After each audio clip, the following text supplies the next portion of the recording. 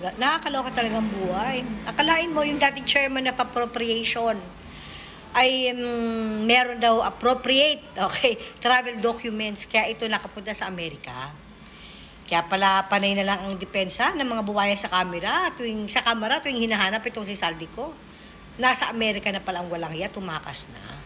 Well, sabi ni spokesperson ng mga buwaya na si Prinsesang Gusgusing Pangit na si anak ni Boy Dila.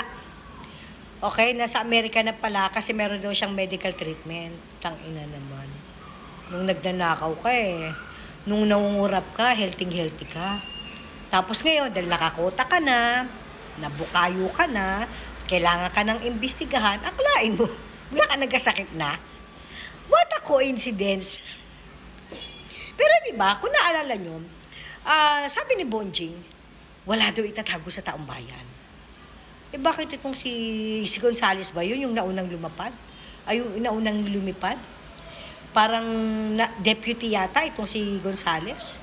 Tapos itong dating chairman of appropriation na si Saldico, hindi na makita. Akala ko wala itatago sa taong bayan.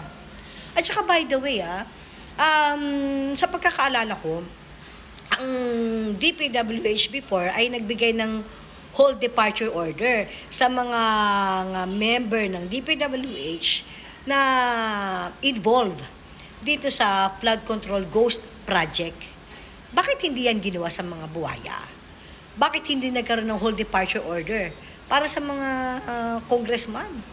Just sa mga crocodile. Diba? Hindi siya fair. Diba? Nakaloka sabi ni Bonjing wala itatago sa taong bayan. Nasa yung dalawa. Oh, by the way, bago makalimutan, kung si Saldico at itong si Gonzales ay tumakas na, ang tanong ng taong bayan, Bonjing, ikaw kailan ka mawawala? Kailan ka lalay sa Pilipinas? Pwede rin namang lumayas ka na sa mundong ibabaw. Pili ka sa dalawa. Tanong, Bonjing, kailan ka tatakas? Pwede ba pagtakas maisama mo ni pisan mong bangag?